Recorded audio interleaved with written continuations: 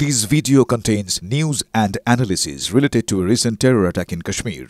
The content may include sensitive visuals and discussions that could be distressing to some viewers. Viewer discretion is advised. We strongly condemn all forms of violence and terrorism. The purpose of the content is solely to inform and create awareness based on verified reports. Top quality और consistent performance के लिए सिर्फ silver pump नाम याद रखना। স্থল জল আকাশে প্রত্যাঘাতে তৈরি ভারত পাকিস্তানকে গুড়িয়ে দিতে প্রস্তুত সেনা চূড়ান্ত নির্দেশের শুধু অপেক্ষা। আর এবার মহারাষ্ট্রের ভদ্রাবতী অর্ডিন্যান্স ফ্যাক্টরিতে সব ছুটি বাতিল। অফিসার ও কর্মীদের ছুটি বাতিল করলো কর্তৃপক্ষ। জ্যোতির্ময় কর্মকার রয়েছেন আমাদের সঙ্গে। জ্যোতির্ময়, দেখো, সেনাবাহিনীকে ইতিমধ্যে প্রধানমন্ত্রী নির্দেশ দিয়েছেন এবং ঘোষণা করেছেন যে কখন কিভাবে প্রত্যাঘাত করা হবে সেই বিষয়টি প্রত্যেকটা ক্ষেত্র ঠিক করবে সেনাবাহিনী। আর সেনাবাহিনী কিন্তু এই প্রত্যাঘাতের ক্ষেত্রে তাদের নিজেদের প্রস্তুতির বিষয়টি এবং সময় এবং জায়গা সেটাকে সব থেকে বেশি গুরুত্ব দিচ্ছে। আর এই প্রস্তুতির ক্ষেত্রে সব থেকে গুরুত্বপূর্ণ বিষয় গোলা বারুদ কতটা মজুত রয়েছে। যে খবর আমরা পাচ্ছি যে শুধুমাত্র মহারাষ্ট্রের এই অর্ডিন্যান্স ফ্যাক্টরি নয়, দেশের প্রত্যেকটা অর্ডিন্যান্স ফ্যাক্টরিতে যে পরিমাণ প্রতি মুহূর্তে অস্ত্রশস্ত্র বিশেষত গোলা বারুদ উৎপন্ন হয় তার উৎপাদনের ক্ষমতা কিন্তু যথেষ্ট বাড়ানোর সিদ্ধান্ত নেওয়া হয়েছে এবং সেই কারণে ছুটি বাতিল করা হয়েছে সমস্ত কর্মী এবং অফিসারদের। অর্থাৎ একেবারে সামগ্রিকভাবে কোনো একটি ছোট আক্রমণ নয়, সামগ্রিক যুদ্ধের প্রস্তুতি যে এই মুহূর্তে দেশ নিচ্ছে তা কিন্তু এই একটার পর একটা ঘটনার ডেভেলপমেন্ট সেই ইঙ্গিত স্পষ্ট করছে। ধন্যবাদ জ্যোতির্ময়।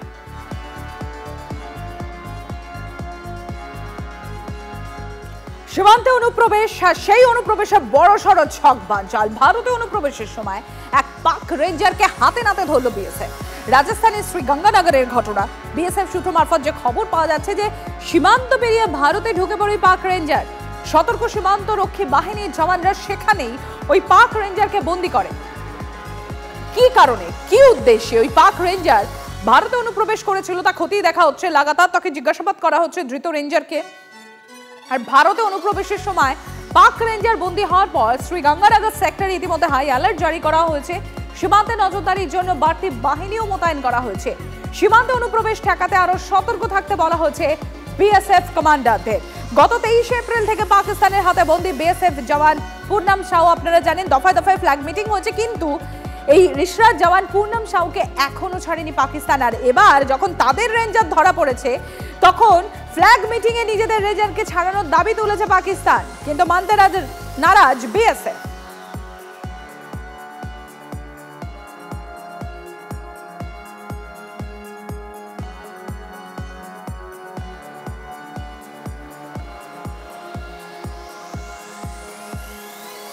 আজ যেরকম আপনাদের বলছিলাম যে রিশরাত জওয়ান পূর্ণম কুমার সাউ এখনো পর্যন্ত পাকিস্তানের হাতেই রয়েছে এবং বারবার ফ্ল্যাগ মিটিং হচ্ছে, কিন্তু পাকিস্তান তাকে ছাড়তে নারাজ। আর তার ঘরেই অন্তঃসত্ত্বা স্ত্রী। এখনো পাক রেঞ্জার্সদের কাছে এই বিএসএফ জওয়ান বন্দী রয়েছে। 11 দিন কেটে গিয়েছে।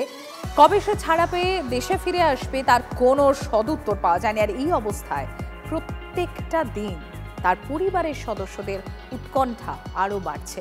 আটক বিএসএফ জওয়ানের মুক্তির জন্য পাক রেঞ্জার্সদের সঙ্গে দফায় দফায় বৈঠক করেছে বিএসএফ। তারপরেও পূর্ণমকে মুক্তি দেয়া হচ্ছে না, বারবার চাপ দেয়া হয়েছে, কিন্তু পাকিস্তানের তরফে ছাড়ার ব্যাপারে কোনো ইতিবাচক কথাই বলা হচ্ছে না। খুব স্বাভাবিকভাবেই প্রবল উৎকণ্ঠার মধ্যে দিন কাটাচ্ছেন পূর্ণমের পরিবার পরিজনরা। আর এই অবস্থায় রাজস্থানে এই আটক পাক রেঞ্জারকে আজকে পূর্ণমের দেশে ফেরার পথ কি তাহলে সুগম হবে, এই প্রশ্নই উঠে আসছে এখন। কারণ কার্গিল যুদ্ধের পর পাক জওয়ানদের দেহ নেয়নি পাকিস্তান, অস্বীকার করেছিল। আর ভারতের পাল্টা চাপে বিএসএফ জওয়ানকে ছাড়তে কি তাহলে বাধ্য হবে এবার পাকিস্তান? अब तो बात होगा ही ना, क्योंकि अब तो वो आएंगे। पहले क्या था, वो आ ही नहीं रहे थे। 7 बार 8 बार फ्लैग मीटिंग चला लेकिन वो लोग आ ही नहीं रहे थे। अब तो उनके पास भी ऑप्शन है कि उनको अब आना ही पड़ेगा। आएंगे नहीं तो मीटिंग होगा, नहीं तो उनका बद्दार यहाँ कैसे होगा। वही बात है। मन हो कि आज 12 दिन हो गया और लड़का जल्द से जल्द छूट जाता था, अच्छा रहता। हम लोग के घर में एकदम सब कोई बेथी हो गई बा, खाला पियला चिंता से हम लोग का शरीर बा रोगी। दवा पर हम लोग चलते हैं, अभी दवा पानी से चलते हैं, खाली लड़का के चलते। ये सरकार से निवेदन कर लड़का जल्दी से जल्द छूट जाए, हाँ वो लोग खुशी के बात हम लोग के काबा और कुछ नहीं खे কি করবে না করবে সেটা ওর ব্যাপারটা আছে। আমি এর মধ্যে আমি ঢুকতে চাইছি না। ঠিক আছে, ধরেছে আমারও দেশের লোকে ধরেছে বিএসএফকে, তো ওরও সৈনিক যে রেঞ্জার আছে সেটা আমার হিন্দুস্তান ধরেছে, ফৌজ ধরেছে। এর বিচারটা তো এর নিশ্চিত করবে ভারত সরকার। আমাদের তো কিছু করবো না, কি করবে না করবে আমি কিছু বলতে পারছি না। চন্দননগরে গ্রেফতার পাকিস্তানি নাগরিক। ৪৫ বছর ধরে চন্দননগর কুঠিরমাঠ এলাকায় থাকতেন ফতেমা বিবি। আধার কার্ড, প্যান কার্ড থাকলেও নাগরিকত্বের আবেদন করেও পাননি। পহেলগাঁও হামলার পর পাক নাগরিকদের দেশে ফিরে যেতে বলা হয়েছে। পাকিস্তান থেকে ভারতে এসে তিনি রয়ে গিয়েছেন, আর তাদের খোঁজ শুরু হতেই গ্রেফতার হলেন পাকিস্তানি ওই মহিলা। পুলিশের স্পেশাল ব্রাঞ্চের খাতায় ফতেমা নিখোঁজ ছিলেন ভিসা নিয়ে আসার ১ বছর পর থেকে। ১৯৮০ সালে টুরিস্ট ভিসা নিয়ে বাবার সঙ্গে ভারতে আসেন তিনি। ২ বছর পর চন্দননগরের এক বেকারি মালিকের সঙ্গে বিয়ে হয়। ধৃত ফতেমার ২ মেয়ের বিয়ে হয়ে গিয়েছে। ঘটনা হতবাক প্রতিবেশীরা।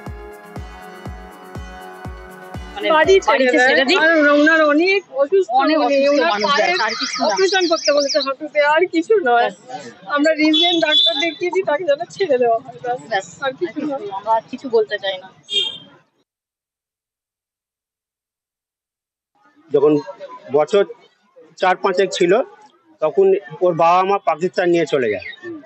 নিয়ে যাওয়ার পরে ওইখানে যখন বড় হয়ে উপযুক্ত হয়ে যায় তখন ওখানে আপনার মা বাবার আবার ভিসা করে নিয়ে আসে, টুরিস্ট ভিসা নিয়ে আসে।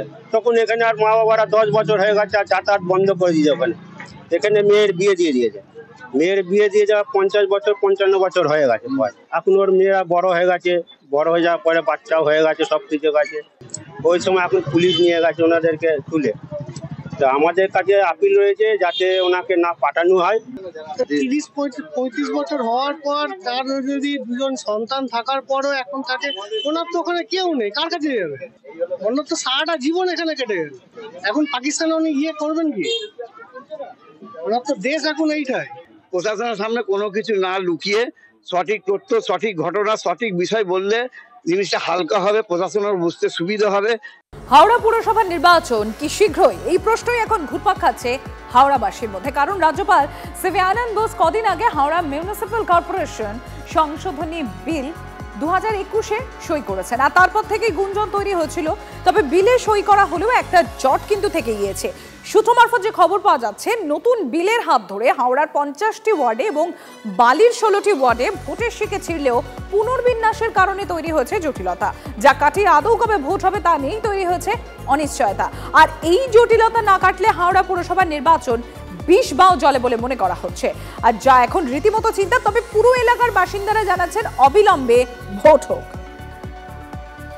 এখন কি পরিস্থিতি হয়েছে, কি হবে না হবে সেটা সরকার এবং নির্বাচন কমিশন, এদের দুজনের ব্যাপার, দুজনের ঠিক করবে। তবে সরকারও চাইছে আন্তরিকভাবে যে ভোটটা হোক। সুতরাং আশা করব এবছরের মধ্যে ভোটটা যদি করা সম্ভব হয় তাহলে খুব ভালো হবে। দীর্ঘদিন ধরে মানে হাওড়া এবং বালিতে কোনো নাগরিক পরিষেবা হচ্ছে না। তার কারণ এই যে বিলটা যখন ধনকরের কাছে গেছিলো, ধনকর দীর্ঘদিন ধরে আইনি জটিলতার জন্য আটকে রেখেছিলো। আটকে রাখার পর রিসেন্টলি শুনছি যে ওই আইনি জটিলতাটা কেটে গভর্নর সই করেছে। এখন ইমিডিয়েট চাইছি যে বালি এবং হাওড়া নির্বাচন হোক। হলে তো ভালোই হয়, তাকে তো বলা যাবে যে আমাদের এই অসুবিধে, এই সুবিধে, তাকে বলা যাবে সব কিছু।